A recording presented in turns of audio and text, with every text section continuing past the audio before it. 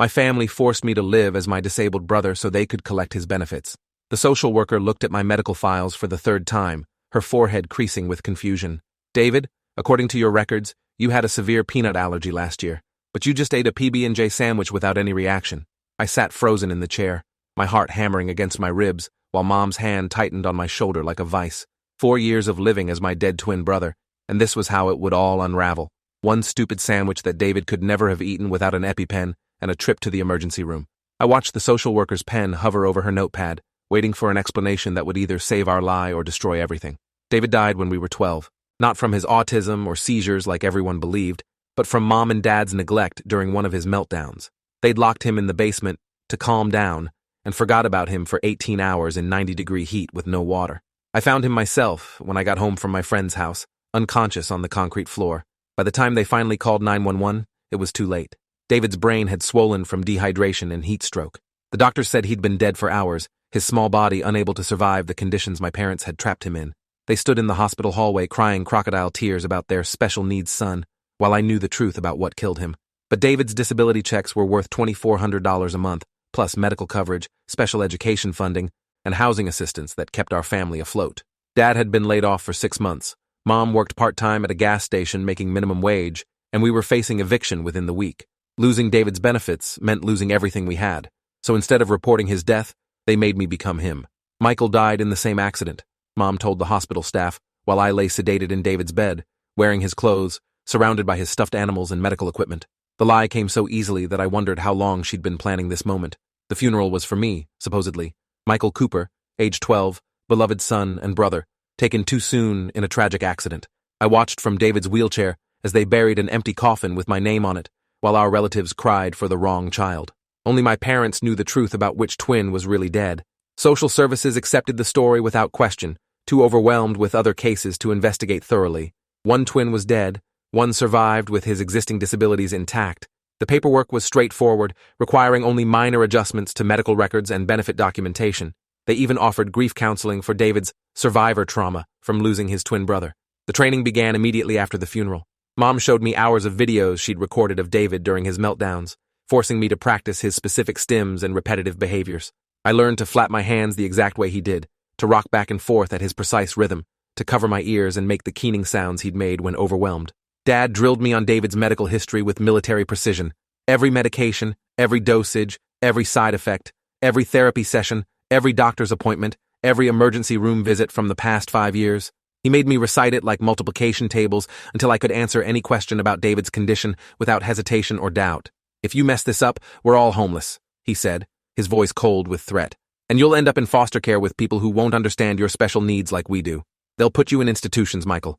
They'll lock you away forever because you're too damaged to live with normal families." The threats worked because I was 12 years old and terrified of losing the only family I had left. I couldn't imagine surviving in foster care. Couldn't picture myself explaining to strangers that I wasn't actually disabled while my parents went to prison for benefit fraud and medical neglect that killed my brother. I learned to avoid eye contact, to speak in the stilted phrases David had used, to have meltdowns on command when situations became too challenging for him to handle.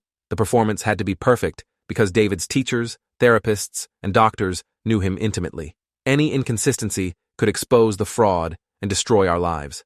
The hardest part was the seizure medication that made me foggy and nauseous all the time. David had taken Keppra twice daily for his epilepsy, and Mom insisted it was necessary to maintain the medical records. "Doctors will be suspicious if David suddenly doesn't need his pills," she explained, while forcing the tablets down my throat every morning and night. The medication made everything harder. School became a struggle because I couldn't concentrate or remember simple information. My natural intelligence was suppressed by chemicals I didn't need, making me appear more authentically disabled while slowly poisoning my developing brain. I started having real seizures from the medication overdoses, which Mom claimed proved the treatment was working. Going to David's school was terrifying at first. His teachers and aides knew his patterns, his triggers, his capabilities better than anyone. Mrs. Brennan, his special education teacher, had worked with him for 3 years. She could spot behavioral changes that other people missed entirely. I spent weeks studying her old notes about David's progress, memorizing every detail of his educational journey, but grief explained away most of the differences people noticed. "He's been so changed since the accident," Mrs. Brennan said sympathetically during our first parent conference. "Losing his twin brother has affected him deeply. He seems more aware now, almost like he's trying to be both boys at once." The cruel irony was that my naturally neurotypical behavior looked like miraculous improvement to everyone around us. David had been non-speaking and severely limited in social interactions. My desperate attempts to appear normal while pretending to be disabled created what therapists called remarkable developmental progress following his trauma. I earned praise for achievements that were actually massive regressions from my real abilities. When I managed to tie David's shoes, they celebrated it as a breakthrough in fine motor skills. When I answered questions in complete sentences, they documented it as expressive language improvement. Every normal thing I did became evidence of David's recovery. Dr. Kessler, David's longtime psychiatrist, posed the biggest threat to our deception. He'd worked with David since age 6 and knew his patterns better than anyone else in the world. During our first appointment after the accident, he studied me with sharp eyes that seemed to see through every performance I'd practiced. "You seem different today, David," he said, leaning forward in his leather chair. "More present, more aware of your surroundings. Are you feeling better since we adjusted your medications?" I nodded and mumbled something about missing Michael, praying he'd attribute any changes to grief rather than recognizing that I was a completely different person. But Dr. Kessler wasn't satisfied with simple explanations. He prescribed new tests, brain scans, and comprehensive evaluations that made Mom visibly nervous during every appointment. "He's getting too curious," she muttered after each session. "Maybe we should find a different doctor who doesn't know David's history so well." However, switching psychiatrists would raise red flags with the benefits office, potentially triggering a thorough investigation into David's current condition. Any major changes to his treatment team would require justification and documentation that we couldn't provide without exposing inconsistencies in his medical history. The physical changes became harder to hide as I grew older and stronger. David had been smaller, frailer, with distinctive scars from childhood accidents and medical procedures. I was developing muscles he'd never had, growing taller than his projected height, displaying coordination and athletic ability that contradicted his documented motor delays. I had a birthmark on my left shoulder that David didn't have, and David had a surgical scar from a hernia repair that I lacked completely. These differences weren't noticeable in casual interactions, but medical examinations posed constant risks of discovery. Mom started limiting my doctor visits, claiming David's condition had stabilized and required less monitoring. Photos from before the accident became dangerous evidence that Mom tried to control carefully. Family albums showed clear differences between David and me that careful observers might notice. Our facial expressions, body language, and mannerisms were subtly different despite our identical genetics. Mom removed most pictures from common areas, claiming they were too painful reminders of our family tragedy. At 13, I was living multiple overlapping lies simultaneously. At home, I had to be Michael pretending to be David for the government benefits. At school and therapy, I was David recovering miraculously from trauma while secretly being Michael. The constant performance was fracturing my identity in ways that created real psychological damage. Sleep became impossible as I lay awake reviewing endless details of David's documented life. His favorite foods, his specific fears, his behavioral triggers, his developmental milestones. I memorized therapy notes going back years, studying videos of his sessions to perfect my imitation of his responses to various stimuli and interventions.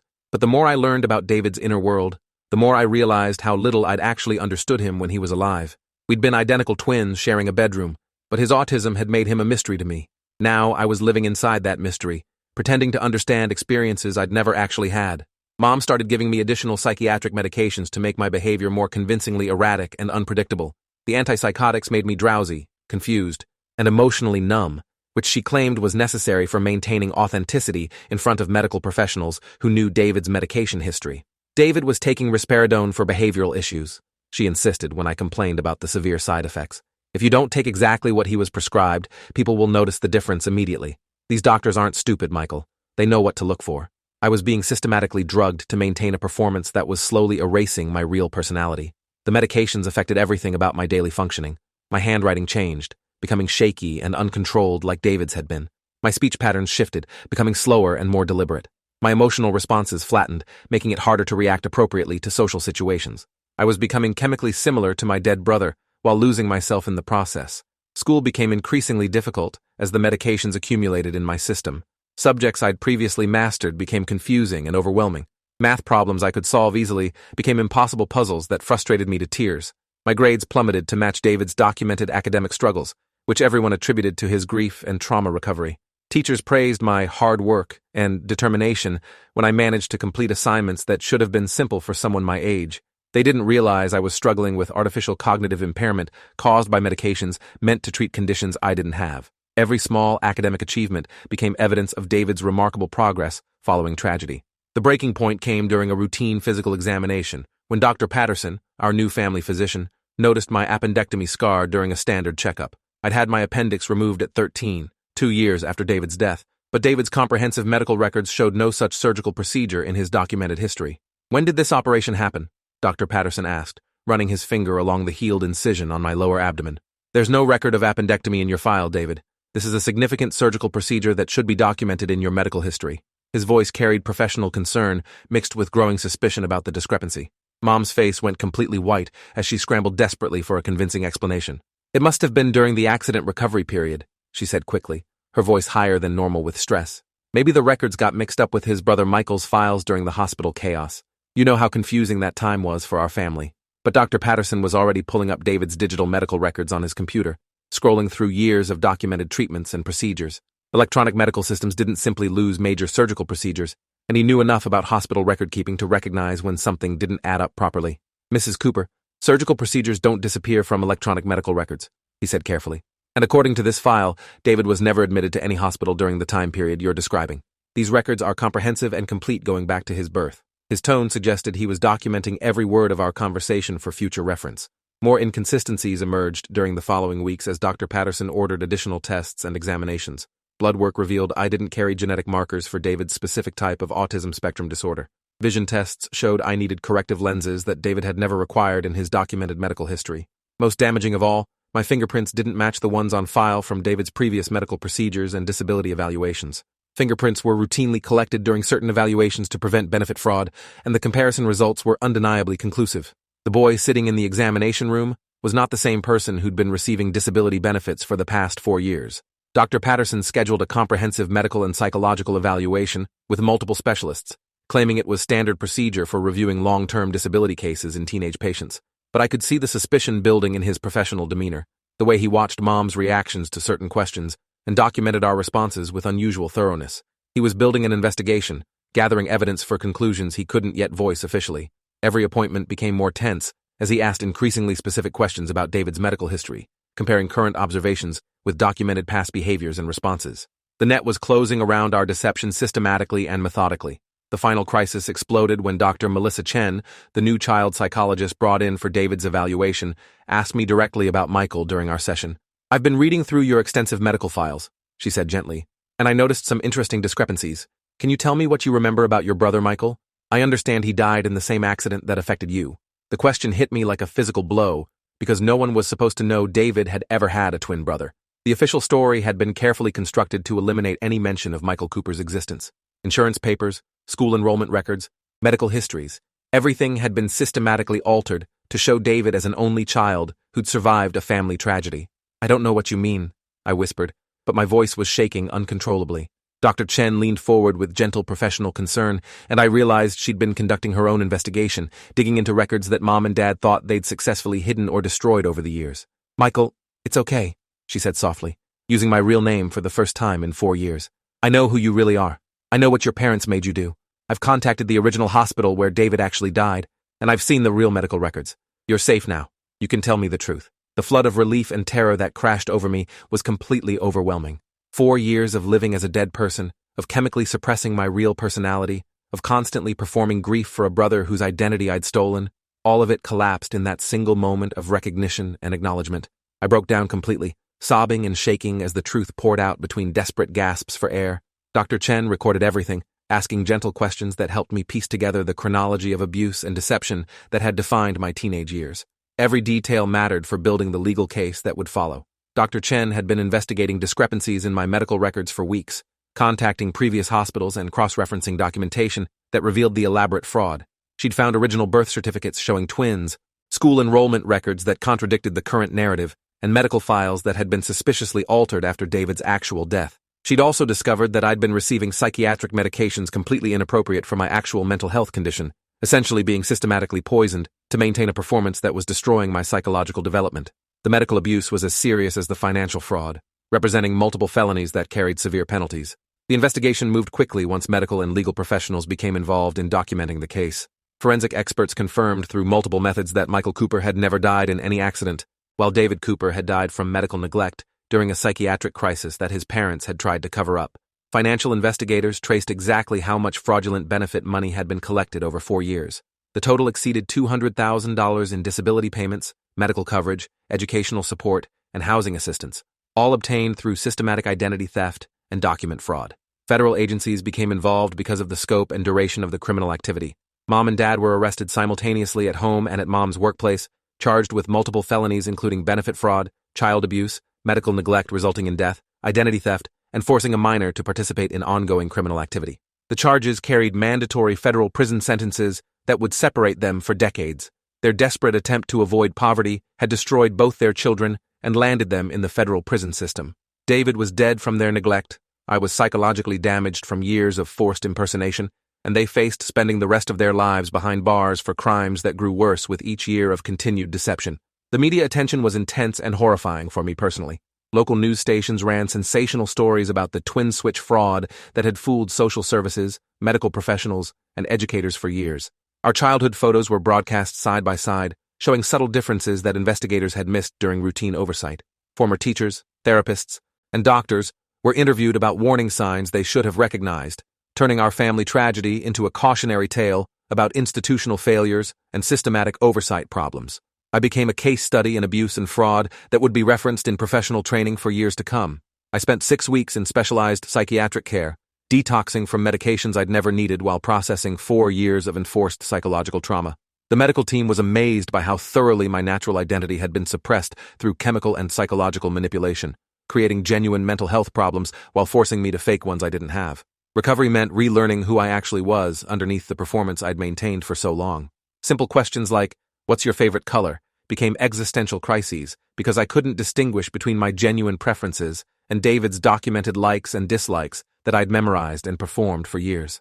Foster care was initially challenging because I'd forgotten how to be myself authentically. Social workers had to help me rediscover my real personality, my actual interests and talents, the aspects of my identity that had been buried under years of medical records and disability documentation that belonged to my dead brother. The legal proceedings revealed the full scope of systematic fraud and abuse my parents had orchestrated. They'd methodically deleted evidence of my existence while building false narratives around David's survival. They'd coached me to lie to dozens of professionals, stolen hundreds of thousands in government benefits, and essentially murdered one son while psychologically destroying the other. But the most devastating revelation came during the sentencing hearing when prosecutors presented evidence showing David might have survived his medical crisis if my parents had called 911 immediately instead of trying to hide the incident. Their initial panic about losing benefits had directly caused David's death, and their subsequent cover-up had stolen my childhood and adolescence completely. The judge called it one of the most complex child abuse cases she'd encountered in 20 years on the bench. 2 children had been destroyed by the same parental greed and desperation. One was dead from neglect, the other was psychologically shattered from years of forced impersonation. The damage would affect multiple generations of our family. Mom received 12 years in federal prison. Dad got 15 years due to his role as the primary orchestrator of the fraud scheme. They would both serve their time in different facilities, prohibited from contacting each other or me for the duration of their sentences. Their marriage was effectively over, destroyed by the same crimes that had killed their children. 3 years later, I'm 18 and living independently with ongoing support from victim services programs and trauma specialists. I legally changed my name back to Michael Cooper, and am slowly rebuilding the identity that was stolen from me during my most formative teenage years. Every day is a process of rediscovering who I might have been. College feels overwhelming after years of artificial cognitive suppression, but I'm determined to develop the intellectual potential that was chemically restricted for so long. My brain is still recovering from years of inappropriate medication, but neuroplasticity gives me hope that I can reclaim most of what was lost during those crucial developmental years. I volunteer with organizations that help other victims of benefit fraud and identity theft, sharing my story to help professionals recognize warning signs they might miss. David deserved parents who saw him as more than a disability check, and I deserved the chance to grow up as myself rather than as his ghost.